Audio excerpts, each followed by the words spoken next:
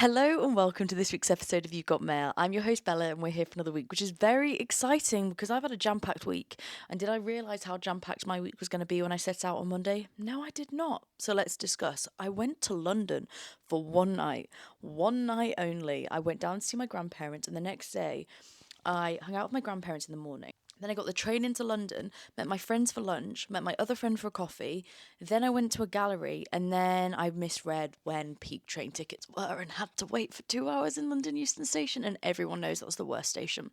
That station, St Pancras is beautiful, and there's always so many nice places to sit. It's so airy. It's just nice as stations go. But that one, I hate it with a passion. I think after having to travel to that station so much with Louis, and like obviously because it's where you can get the fast train to Manchester. Oh, I just really don't like it. But I made it, I got my train back, and by the time I got back here, I've never felt so tired in my entire life. I could barely speak. When you get to the vlog, when you get to the end of it, I'm a shell of a human. And it made me think about how many activities you can really fit in a day. Because I had no idea I could do so much, which has meant the next couple of days have felt a lot more chill. But it's also been, you know, I haven't listened to my own advice, and I found because I think I had such a busy Wednesday, like Tuesday, Wednesday, Thursday, Friday, I was like, I don't need a routine. I can just, do whatever I want to do and blah, blah, blah, blah, blah. That didn't work. It ended up making me feel really flat. And like the truth is, like, I have felt a little bit flat the last couple of days. I don't really know why. Might be because I'm on my period. Absolutely fine. That could be a very valid reason. I think combination of also spending quite a lot of time on my own. Like, this period, it is a little bit lonely, and that's okay. It's not, dramatic or terrible. It just, you're spending a lot of time on your own, so it is a little bit lonely. And so I think combination of that as well. And so for next week, I'm having a bit more of a structured plan because I think this like free flowing, I can do what I want, blah blah. I tried it for 2 days, it didn't work. It did not work. I was pretty miserable, I can't lie. And yesterday I just got into one of those. I decided when I woke up that I didn't need to go to the gym and I didn't need to do anything. Which, if it was because I was tired or I didn't have time or like, just didn't want to, all valid. But I think I know I'd been feeling a bit flat. And rather than just skipping it, I should have gone. Like, I really should have gone. Should have gone. I really should have gone. Pushing yourself to do those things when you don't want to do them. Sometimes it's important, especially when you know that you're feeling a bit flat and that thing will make you feel better. And so I skipped the gym. I did my hair and my makeup and I did the podcast, and all of a sudden it got to 3 p.m. and I just started to get this like impending like what have I done today feeling, because I hadn't been outside. I hadn't done anything to kind of make the day feel a bit more about other things. And I think doing the podcast and focusing so much time on the podcast is really good, but it's almost like I could spend 8 hours on it or I could spend 3 hours on it. However much time I give myself, I will spend that amount of time because there's always things to do. And I think spending 8 hours a day on it isn't really working because it makes you obsess about different things. It makes you obsess about numbers and reels and views. And I just think that's not healthy. It's just not a good way to be, and it starts being this very comparative, comparing yourself to everyone else mindset. And so I'm starting to set a few more boundaries with that, giving myself, you've got 2 hours to get as much done as you can. If you don't manage to get it all done, that's okay. But that's your time slot. And that's been really helpful. I'm hoping that'll be helpful anyway. And I'll report back next week because being your own boss and kind of, I say being my own boss, that's a very, I'm not actually employing myself, but being able to just be fully like deciding your own time, it's really, it's tricky. Staying motivated all the time to do stuff. Like, being honest, it is tricky, but I think I am quite a self motivated person. I like doing stuff, I like feeling productive. And so for me, this needs to, I need to get this. I need to get my routine down because I don't have a routine at the moment. And I think that's making me feel a little bit unsettled. And so we'll report back next week on how the routine's going. And I mean, like a structured routine. This whole free flowing, I just have things that I tick off, not working because I'm not ticking them off. And so we'll see how that goes. But yesterday I just felt really flat. And so took myself out for a walk, listened to Davina McCall's new podcast. Brilliant podcast that my sister mentioned it to me. It's really good. Would definitely recommend listening to it. And I cleaned my flat and I felt like a new woman. And we went out last night and all of a sudden It was so late. And I don't know how it happened because it just felt like a normal, everything was fine. I think my error was when I came back, when we got back, it was like 2. I didn't quickly eat my food and go to sleep. I thought I could watch an episode of Parenthood. Why did I think that? I don't know why I thought that would be a good thing to do at 2 a.m., which meant I didn't go to bed till 4:30 because did I watch one episode? No. I watched multiple episodes because it's the best TV show ever in the history that I've watched in so long, and so definitely had to watch more than one episode. But now we are here, and I am on 5 hours sleep because I woke up at 9 because I am incapable of sleeping past 9 ever. I'm just not a lying person. I've realised that's not me. And the tonsillitis that I mentioned last episode, still kind of here, I can't lie. I'm not, it really hurts. So I'm really, I'm tired, I have tonsillitis, but I'm showing up. And I think this is the main thing. One quick thing, could you give the podcast a follow? Just on Spotify, on Apple Podcasts, whatever you listen to, if you could just give it a follow, it would be a massive help. Thank you. On to the content part of this week's podcast episode. And this week I want to discuss with you moving away from somewhere that you once called home and then revisiting that place because, as you know, on Wednesday I went back to London and I used to live here. I lived in London for 2 years. I moved there in 2022 and it wasn't a decision that, I took lightly to leave. When I finished my university degree, I didn't really know what I wanted to do. I just knew that I'd really enjoyed learning about microbiology, but I wanted to be more people focused, be more kind of public health focused. And so I knew that this is what I'd want to do my masters in, and I'd always wanted to do a masters. And so stayed at home, saved, and then I went and I completed my masters in the control of infectious diseases at London School of Hygiene and Tropical Medicine. And so in 2022, I moved there, and it was one of the scariest decisions I've ever made. I was terrified. I remember I went to Bali the month before I left, and me and my boyfriend did like a month of traveling, and I had a full blown panic attack on the last day. Like that's how I spent the last night.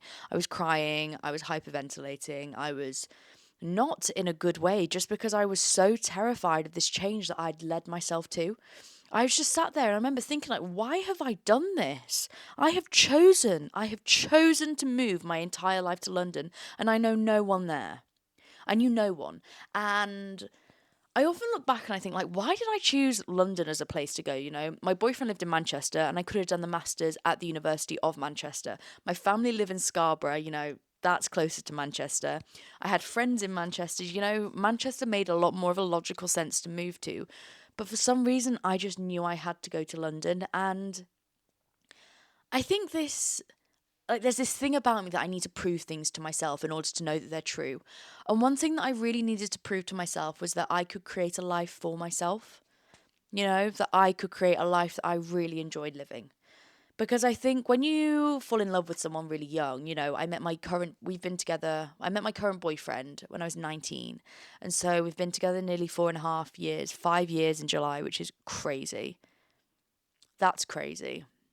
When you do meet someone really young, you still don't really know who you are. And I remember being very aware of the fact that I hadn't really found myself yet, that I was learning who I was. And I was very much, I think, the idea of finding yourself, you never find yourself fully. You constantly learn more about yourself. But I knew that I had quite a lot of learning still to do. I was only 22. I'd had to move back because of the pandemic. I'd really, I felt like I needed another shot at creating this life on my own. Because I think there was a part of me that felt that if I moved to Manchester and I created a life with, chose this, what I saw as like an easier path, would I always be scared that I couldn't create the life for myself? And I didn't want that to ever hold me back. I didn't want to see my dream job and be scared of leaving Manchester because I'd never created a life for myself before. I didn't want that fear of not knowing if I could create and have a good life because of me ever to be a thing that held me back. And so I moved to London, which, it was terrifying. It was really scary moving to a place where I knew absolutely no one, moving to a house share with complete strangers, moving onto a course where, it was a hard course. I'm not going to sugarcoat it. It was it was very academically challenging. It was really intense. And I think most masters, you get a bit of time off. This was a full-time job. You had the class literally 9 to 5 every single day. And then you had to study in the evenings and do the weekends. It was a very intensive year. And it taught me so much about myself. And I think when I Like, especially when I listen back to those podcast episodes and I remember that time of my life and I remember moving to London. I remember driving down with my mum in the car and we were driving in and we parked in the car park in St Albans and I had my big suitcase. I had two big suitcases full of my stuff and getting on the tube and lifting it up and unpacking my bags and my belongings, then waving goodbye to my mum and kind of sitting on that bed, just thinking like, here we go. Here we go. And that chapter's taught me so much about myself. I feel like that chapter was really the chapter where I came into my own. I became so much more confident in who I was. And I think it's because I moved to an environment where no one knew anything about me. And so I could be anything. And I think it was really healthy for me at that point in my life where I really was trying to work out who I was to move to an environment where no one really knew who I was. Because it meant that I had the space to explore. It meant I had the space to grow. It meant that I had the space to learn about myself without fear of being judged because no one knew who I was. And some people would find moving to a city knowing absolutely no one terrifying. And it's not to say I didn't find it scary, but I think deep down I kind of thought, I can do this. I can create a life for myself in a place that I want to call home. And I think by moving to a place on your own and creating that home environment, you realize that home isn't just the place that you live. Home is that feeling within you. It's that feeling of safety in your environment. It's that feeling of knowing you can create a structure, a routine, a life, knowing that you will meet friends and you will meet people that make you feel happy and you will find love and you will find good people, and just knowing that you can create a good environment around you because of you, because you are a good person, because you make good decisions, because you know how to find good people, brings so much confidence into kind of the self-belief of who you think you are. It really makes you think, you know what, I can do this. It stops that doubt holding you back. And I'm not saying London was perfect, but it was a time I really learned a lot about myself. I spent a lot of time on my own, but I also found incredible friendships. And it made me realize you don't need loads of friendships. And I think that's a beautiful lesson of getting older is, when we're at school, we think we need so many. Even at university, we're constantly thinking about the number of friendships that we have. But this really, I became great friends with my housemates. I had a couple of really great friends and a couple of really great friends that you can do things with. That's worth more than 1,000 friends that are just okay. And that's what I really found in London. And in creating that life for myself, in proving to myself that I could do it, I gained so much confidence in who I am. I gave so much more confidence in who I could be and where I could go and what my life could be. And I think it set me in such a good position for when I moved to Manchester. Because when I decided I was going to move here, it was a scary decision too. I'm going to move in with my boyfriend. I'm going to move to a city where I know some people, but I don't know loads of people, but I'll be closer to family. And all of the time when I was thinking about moving, all I kept thinking was it can't be harder than what it was like when I moved to London. And I did that. I did that. And this is where I think it's good to push yourself out of your comfort zone. Because I'm a very logical person, and I don't know if it's a scientist in me, but I'm a very logical person. And knowing that I had these point evidence explanations of where, yeah, you know what, I can do that. I don't need to be frightened. I can apply for that job. I can push myself out of my comfort zone. I can do new things. I can meet new people. I can create a life for myself. I know these things about myself because I've done it before, was such a confidence boost. And it's not to say that it's not scary to push yourself out of your comfort zone. It is. Like, we all know it is. It's not, it's uncomfortable because you're out of your comfort zone, but it's important. And when I went back to London on Wednesday and I was sat on this bench, and I think there was a lot of kind of routine like things that I did in London, especially when I first moved there because I didn't have any friends there, I was still getting to know everyone around me, and I'd moved there on my own. So I did spend quite a lot of time on my own. And I would just do these things that I always found comforting. I would go for a lot of runs along the Thames. It's where I trained for my first half marathon. And I would go for these big runs on a Sunday, and I would just, that would be my activity. Or I'd go for a walk and I'd go and look at Buckingham Palace, or I'd go to the gallery. And I think I really enjoyed being a tourist in London and doing the sightseeing side of things. And it's just these like little activities that become your routines, that become your special thing that makes London or a city feel like your own. It's that familiarity.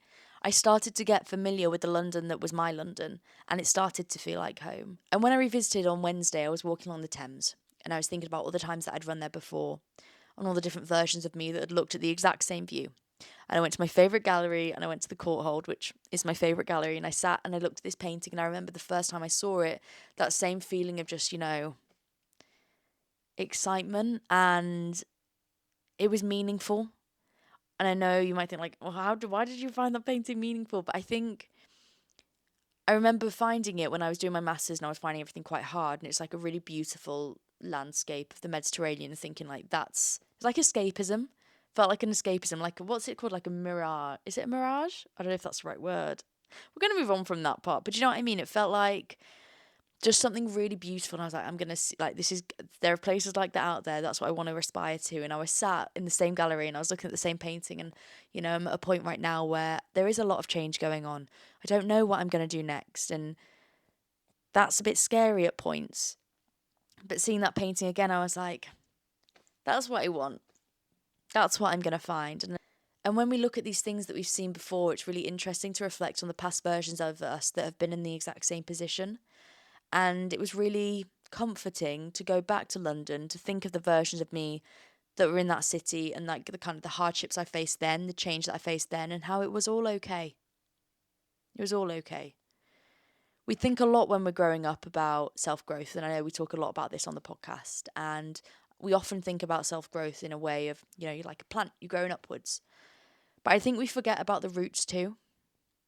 We forget how much the roots grow and take anchor and are our foundations. And I think by moving to a place that we don't feel comfortable in, by moving to a place that is a complete unknown, we're allowed to flourish. We're allowed to grow in whatever way we want to grow because there is nothing holding us back. But our roots also grow stronger too. And I think we forget that. And sometimes when we leave a new city, we can be scared to leave everything behind. And I remember when I was ready to leave, it was sad. I miss my friends. There's no way to sugarcoat that. Like, I miss my friends. And I miss our little activities, and I miss going for picnics in the park, and I miss my favourite dumplings place. And I miss the everyday familiarity, things that made up my daily life. I miss them. But the lessons that they taught me and those friendships and those experiences, they're still with me. They've shaped how I've grown, and they're in my roots. Those lessons are in my roots. Being able to spend time on my own, being able to understand who I want to be, being able to provide that comfort of home in myself, it's still there. And these are lessons that I learn in a period where I had to learn so much about myself because I was forcing myself to spend a lot of time on my own. And so maybe you're leaving home too. Or maybe you're revisiting a place that you once called home and it leaves that funny feeling in your tummy. Because I think when we revisit a place that we once called home, we're reminded about all the versions of us that were once there. We are reminded of the ghost of our past, and we are kind of faced with the reality of how much we have changed. But change is a good thing. You don't want to stay the same. So I guess what I want you to take from this podcast episode is revisiting places that you once felt like home is, it's uncomfortable because you're reminded of how things didn't just pause like they did in your mind. People carried on living. Just because the place paused in your mind, it didn't pause in reality. People carried on living there. Your friends stayed and made new friends and new everyday routines. Different things about what made your everyday life feel like a routine are no longer routine. And so when you revisit that familiarity, it feels comforting, but it feels slightly off. It just feels slightly out of sync. And not only is that because things have moved on, but it's also because the person that you are no longer fits into the mold of who you were when you were there. Because sometimes I think the molds of who we are when we leave a place is kind of frozen of that final version when you left. And you come back and you've changed a bit more and you try and fit exactly into that final version of yourself when you left and it doesn't quite fit. And that feels uncomfortable because we want it to fit. We want it to feel comforting. We want it to go exactly back to how it was, but it can't because time moves on. Because it is no longer your home. But just because you've left, it doesn't mean that home is no longer with you. And it also doesn't mean that you're not going to be able to create a home elsewhere. So onto the question part of this week's podcast. I'm going to do two because I've realised I've really gone on this episode and I feel like I should give you some time back. So first question, any tips for moving in with a partner? This is a good one for this podcast episode because I think, I'm 6 months, what are we? August, September, October, November, December, January, February. Oh my God, I'm 8 months into living with my boyfriend now and we never You know, we didn't do a baby step first. We've never lived in the same city. We've only ever lived in the same hometown, but there we're both living at like our parents' houses. And so we didn't do any, could see each other quite a lot, still have our own space. Like it was quite in at the deep end, but we had been together a really long time and we'd been traveling together. And I think what really helped me is knowing that we'd like hung out and lived with each other just one on one for a really prolonged period of time. Like we traveled for a month for Vietnam, a month for Bali, and knowing those both of those things, I know you're with them, so you know you do get on really well, but I knew I got on really well with him, and so I knew that that wasn't going to be an issue. I think when you move in with your partner, the thing that I found important is making sure that you create your own space. And because I think when you first move in, there's this excitement to do absolutely everything together because it's exciting and it's new. But in doing that, you kind of lose yourself a little bit. And I kind of wonder if it's something just like everyone has to go through is losing themselves slightly and then really finding themselves again. And I think making sure that I prioritized finding new friends. I think it like depends if you're moving to a new city because of them, but making sure that I found my own friendship group here and create a life for myself here, my own routines, go to the gym on my own, like finding those pockets of space that were my own in this life that we created together, that really helped. It made it feel a lot less kind of like I'd lost myself.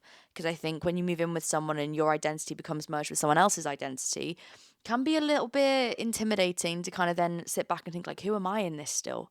And so that was really helpful. I think the second thing, and so making sure that you still do the things that are you is important.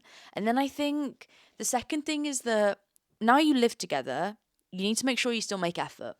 And I think it's really easy not to. It's really easy to slip into these like habitual, you'll just sit and eat dinner and watch TV and it's nice and it's relaxing. And like, I love doing that. It's very chill. You're just hanging out together and being able to see each other in such like a chill and structured way. Lovely. But making sure you still make effort for date night is important. And, you know, date night can be whatever you want it to be. Even if it is just like cooking a nice dinner and sitting it and eating together, making sure that you make effort to hang out with each other in a romantic way is important because you don't want to start seeing each other as housemates. That's a slippery slope. You know, you're not housemates. You're together. You love each other. And so making sure that you make conscious effort to do things that are fun, are exciting, allowing you guys to see each other as individuals and why you would love the person, like remind you of that, I think is really important. And so make sure you create enough space for yourself in the relationship and carry on doing the things that make you happy. But then also make sure that you actually block out time for dates. It sounds silly and it sounds like, oh, well, we see each other all the time. We don't need to do that. But you do need to do that because it's very easy to get out of the habit of doing it. And before you know it, you realize you've spent no quality time together. And it doesn't always have to be expensive things. Go for a walk, do those things, but making sure that you prioritize spending time with each other and then using this ability to spend way more time than you normally would with each other to find hobbies that you like doing. Like me and my boyfriend really like going for walks now. We'd never really gone hiking together before. And being able to find out those things about what you like doing in your relationship is also a really nice part of moving in with each other. And so that would be my third thing. Find the things that you like doing together that are hobby based, that are not just eating and drinking, because you want to find something that's, you know, unless you have an unlimited bank account, you can't go out eating and drinking all the time. So finding things that are more activity based that you like doing together, that's been a really nice way to spend more quality time together, I think. Why do we feel alone when there are people around us? Like a loneliness you don't choose. I think sometimes we feel alone even though we're surrounded with people because we don't feel connected to those people that we're surrounded with. And that can sometimes be nothing to do with the person itself. It could be your bestest friend, but it might mean just that you have a lot going on right now that is making you feel disconnected to the scenario you're currently in. When I first decided I was going to leave my job, I felt really lonely. I felt really disconnected from everyone because I just felt like I had loads of things going on in my head and I didn't really know. You know, it was hard to connect to everyone else because I just was, everyone else felt like they knew exactly what they were doing career wise, and I was kind of having like this big moment of realization of like I didn't know what I was doing, and that felt lonely. Sometimes I wonder if we feel lonely when we feel a bit different. We feel like we're not really fitting in with everyone else. It makes us feel isolated. And it's like what I said in last week's podcast episode of like, it's just this vicious cycle of feeling lonely, feeling lonely, feeling lonely. But I'd say the biggest moment when you are feeling lonely, even though you're surrounded by good people, you've got to reach out because reaching out and connecting yourself to others instantly makes you feel less alone. It's made me feel so much better talking about how I've been feeling, talking about finding things a little bit hard, being very open and honest about how I'm doing has made me feel so much more connected to the people around me because they'll share stories about like moments that they find hard and it makes you realize you're not on your own. Even when your brain tries to convince you are, you're really not. But anyway, thank you for listening to this week's episode of the podcast episode. If you have enjoyed it, make sure that you give a little like, a little 5-star review. I would honestly appreciate it so much. And finally, make sure you're following me at Mail from Bella on Instagram, TikTok, and YouTube if you want to see way more content, like so many other fun things that I post. But thank you for listening. It makes my day that you're here. And I hope you have a brilliant week. I love you. Bye.